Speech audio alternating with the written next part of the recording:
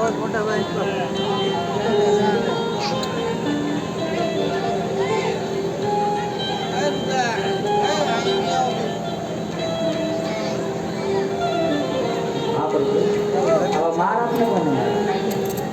લક્ષ્મણી, મારા ભક્તો સિવાય બોલાવો ના ભાઈ, માર કોઈ નો મારી શકે. પ્રભુ તમારા એ ભક્તને મારે. અરે લક્ષ્મણી, તમારે મારા ભક્તને જોવા છે. સામે આવ્યા આવે મારા ભક્તરા.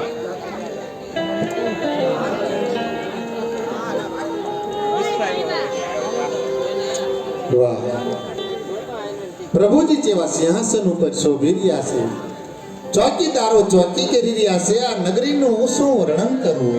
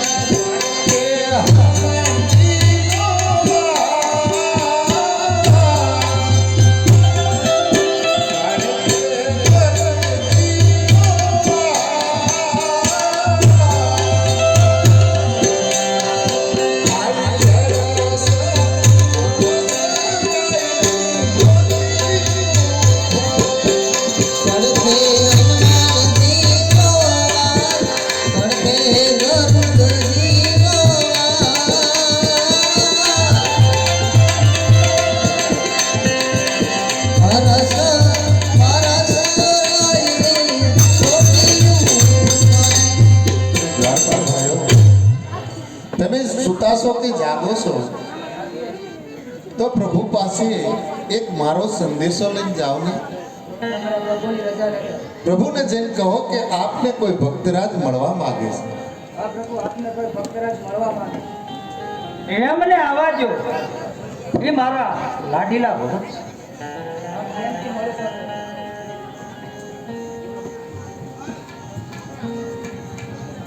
ત્રિલોકના નાથની મારા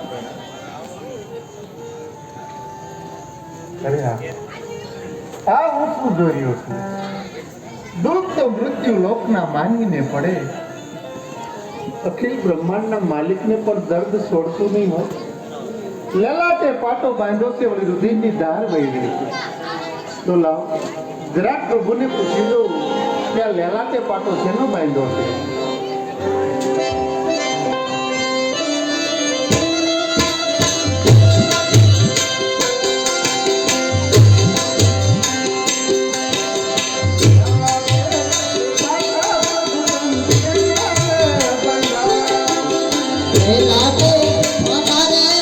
તમે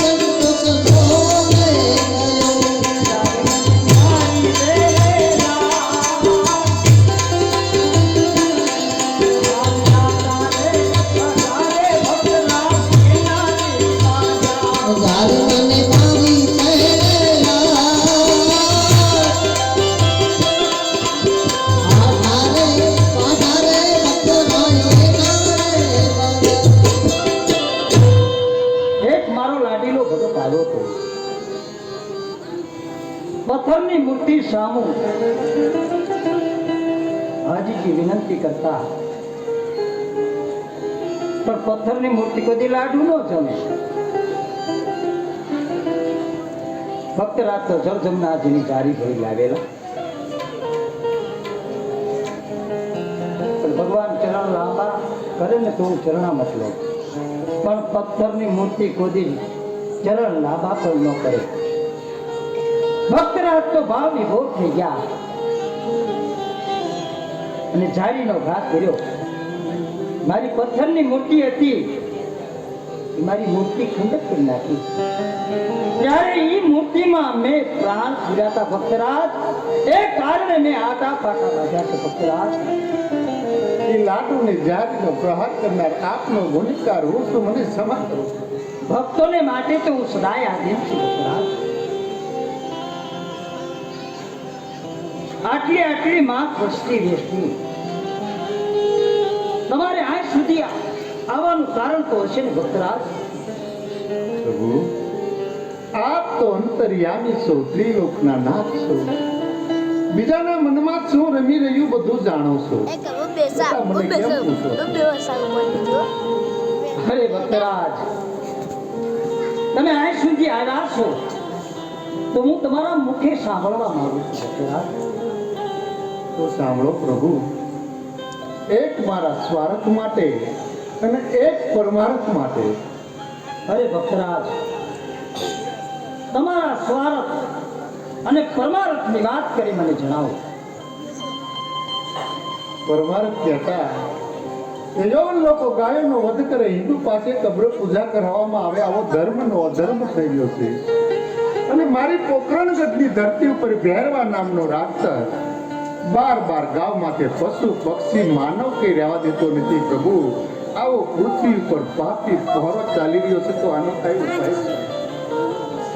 અરે ભક્તરાજ, ભેરવા રાક્ષસનો તો હું સંહાર કરીશ, પણ તમારો સ્વાર્થ, તમારા સ્વાર્થની વાત કરી મને જણાવો. સ્વાર્થ કહેતા કે મારે સવાશેર માટીની ખોટ છે, એટલે કે હું વાંજ્યો છું. પ્રભુ અરે ભક્તરાજ, હું તમને એક અમર ડાળીનું પુષ્પ આપું છું. પારણામાં પધરાવી 9 માસ સેવા કરજો, તમારા ઘરે પુત્રનો જન્મ થશે.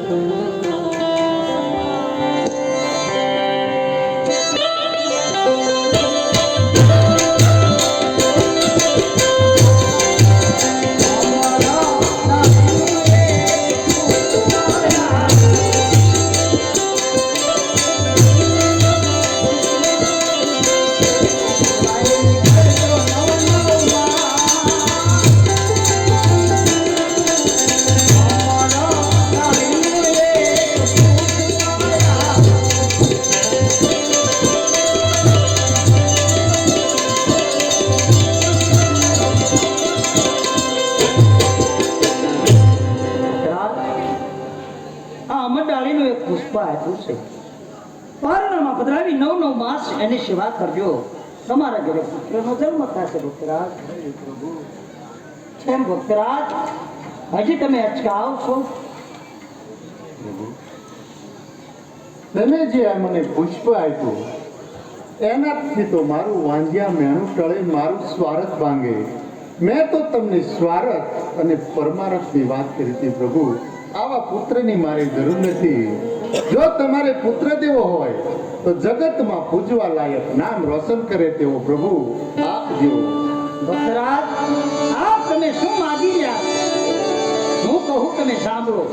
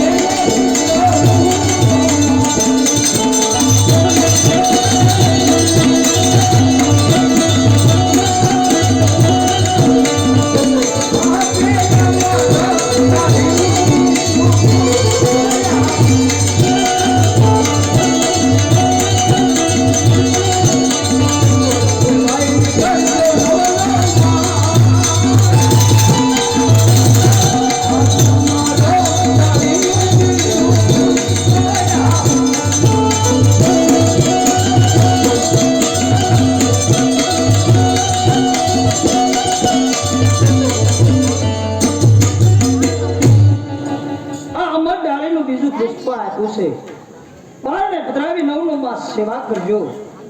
હું પારણે આવી પ્રગટ છું પુત્રા. પણ આપ મારા આંગણે ક્યારે આવશો? કયા દિવસે આવશો? પુત્રા, પહેલા બાળકની છઠ્ઠી ઉજવો. છઠ્ઠીના છઠ્ઠા દિવસે આવીશું. અમે તો કાળા માથાના માનવી કહેવાઈએ. એ વાતનો ખ્યાલ અમને કદાચ ન પણ રહે, પણ આપ આવો એની કોઈ નિશાની હોય તો કહો. આજ બ્રહ્મા ભૂમની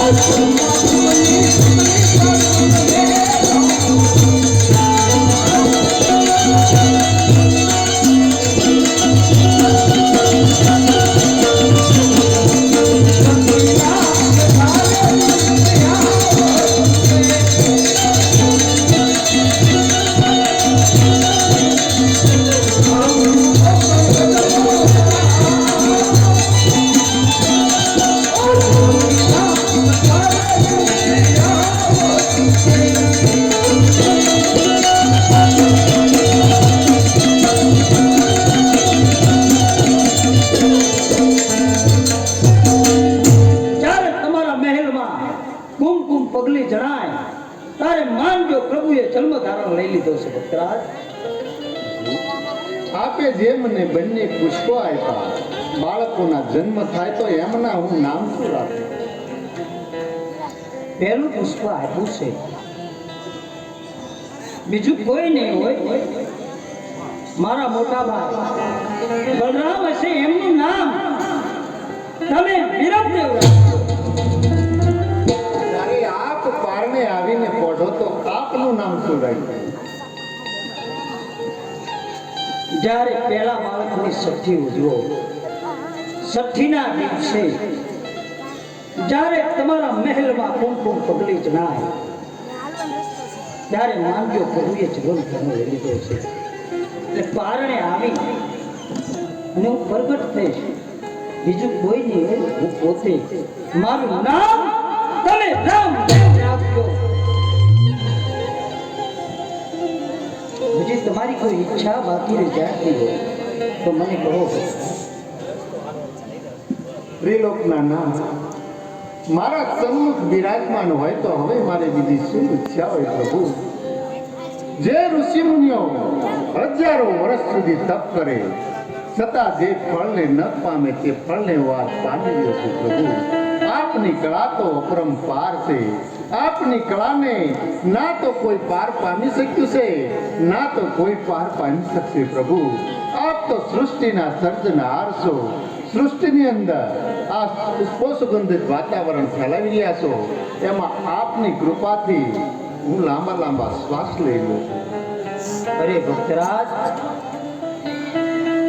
તમારા પૂર્વો જન્મની કમાઈ છે ભક્તરાજ.